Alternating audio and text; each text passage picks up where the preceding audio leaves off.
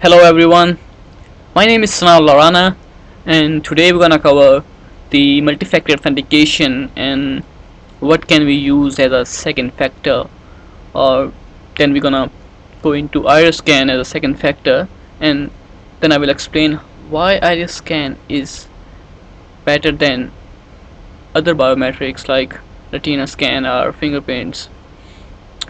So let's just begin.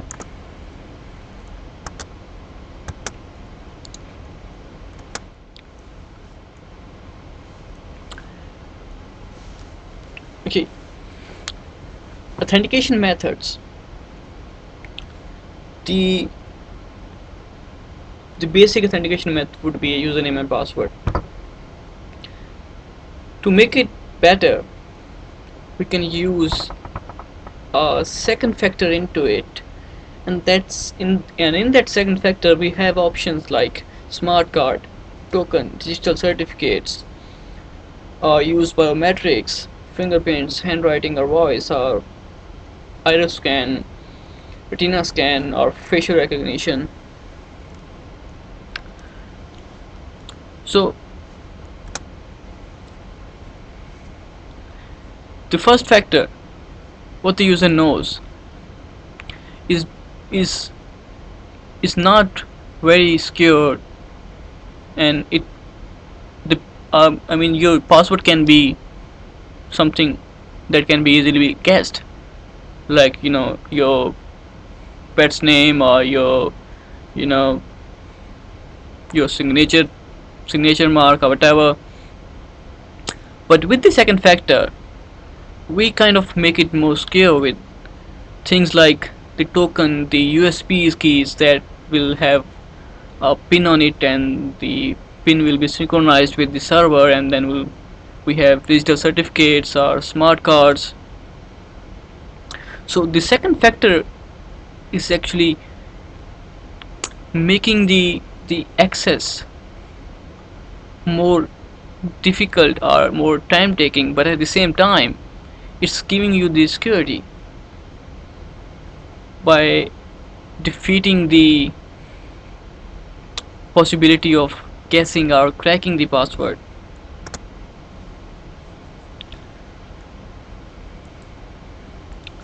Now the second factor, as we discussed, that in second factor we have options.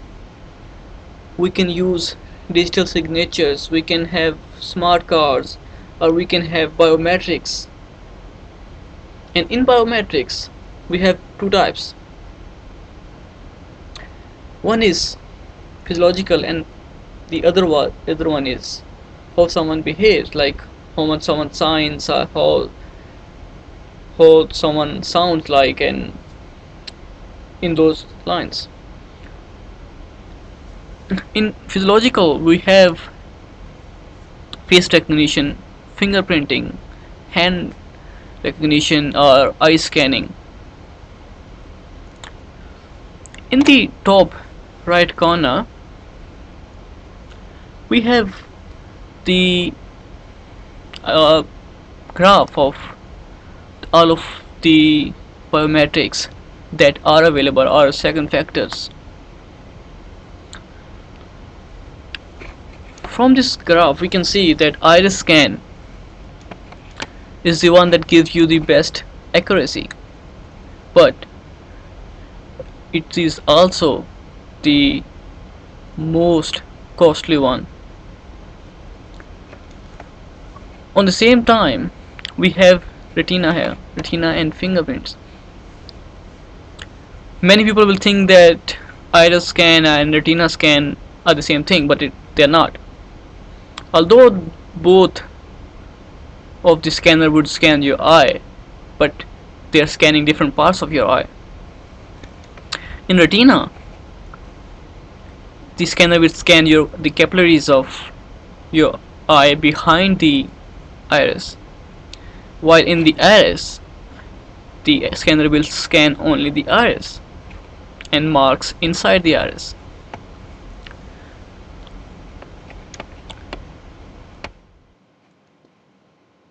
If we look at this graph, we can see that hand recognition, signature, and facial recognitions have very low accuracy. Although hand have very high cost, but still it's giving you very low accuracy. So it's not a good idea to have hand recognition as a second factor. What we can choose is basically from these three things: retina scan, finger scan, and iris scan.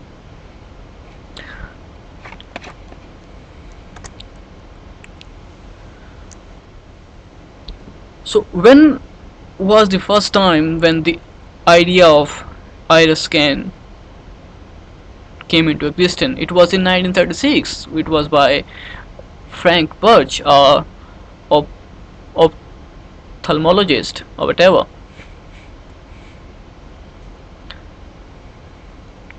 In 1980s, it started coming into movies of James Bond, and then later Tom Cruise movies and other science fiction movies.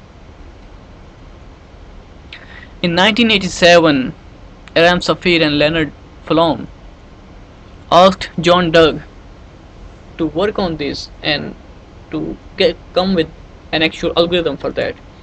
And John Duggan did that in the same year. In 1987, licensee sensor deployed special cameras in ATMs of NCR Corps and Diebold Corps.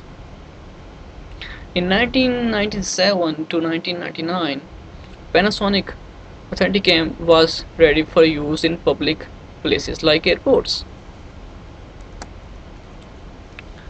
But why we should choose iris scan? From the previous slide where we discussed the cost and accuracy, we can decide that what do we need? Do we need a cheap authentication method, or do we need accuracy? Now, the iris scan, the best thing about iris scan is that it is so unique that your right eye would be the right eye iris scan would be different from the left eye, and the probability of matching of two irises is like 1 in 10 having a power of 78, and which is very high. And in your iris there are 400 different identifying features, different signs, different marks, and it's in good scanner it's very difficult to have a duplicate iris scan. And it is also important to know that the iris, the signs of iris, or the shapes of iris cannot be inherited from your parents. Like, it cannot happen that the son will have same eye as his father. So, and also, as we discussed in previous slides with retina scan, when the scanner scans the capillaries of the retina, the problem with capillaries is that the capillaries can change with the time or with sickness. For example, it's scientifically proved that the pregnant women have different retina than the non-pregnant ones. So it comes up with a concern that with the sickness and with the environmental change, the retina can change, but iris scan stays the same. And once the child is born, after 1 year, his iris will be permanent, like it's not going to change for whole life. How iris scan records the identities. The iris scan camera would start reading your iris from the outer edge, and then it will come inwards and it will keep scanning the unique marks or shapes inside your iris, and then it will convert into that in this picture or these different marks into code by using demodulation that we will cover in next slides. And once it does that, it saves it into database for future use.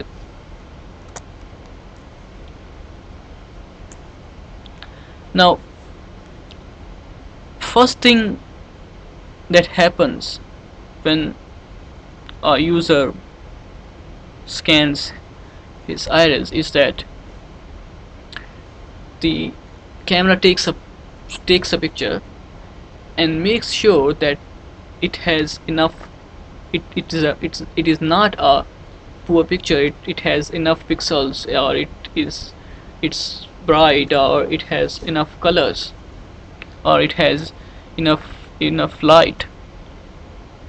Then after that, the algorithm that was created by John Dugman will localize the iris. It will find where the iris is. Then after that, after the localization of the iris is completed, the scanner will start scanning the iris, and then it will convert into a code by using the demodulation, and it will save into the database and will match it with inside the database with other records and see if it's already in there. We just talked about a demodulation. Here we're going to talk about in detail of what a 2D wavelet demodulation is. An iris code, which is a binary form of the picture or the iris, is created in the following steps. First of all, the inner and outer boundaries of the iris are determined. Then the scanner makes sure that it ignores the eyelashes, the reflections, and the lens boundaries. Then it uses a 2D Gabor wavelet demodulation to create a phase code that is similar to a DNA sequence code. 2048 bits of data plus 2048 bits of masking are used to produce 512 byte iris code.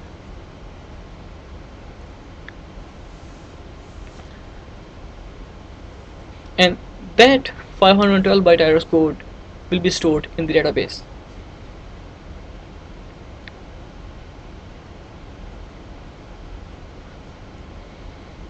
And about 250 degrees of freedom or independent dimensions of variability are represented in the iris code.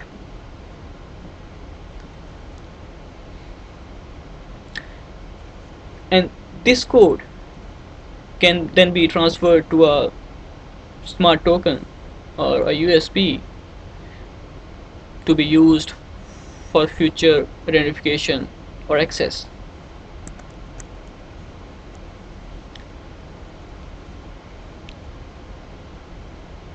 The accuracy is mainly dependent on the sensitivity. So from this graph we can see when we increase the sensitivity,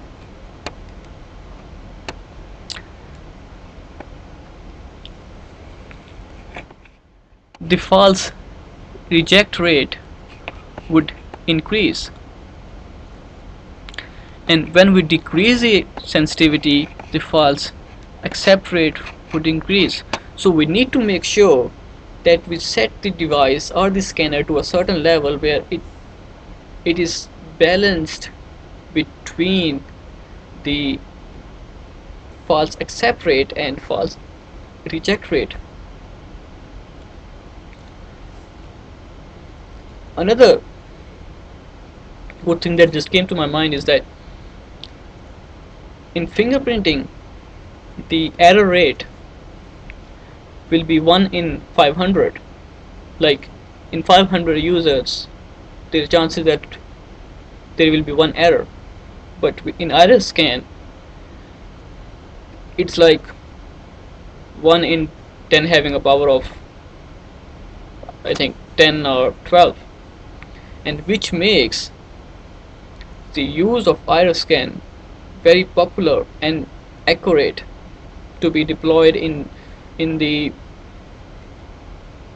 on the airports, on ATMs, in banks, on in train stations and all those areas. But the main reason that people have become reluctant to use the iris scan is that the cost. Because of the higher cost, the iris scan is not being used as it should have been used. So if in future the they comes up with the way to reduce the price, the cost of the iris scan will take over the other biometrics that are currently in use. That's it for the day. Thanks for watching, and please do give your comments below if you have any questions or suggestions, and do let me know. Thank you.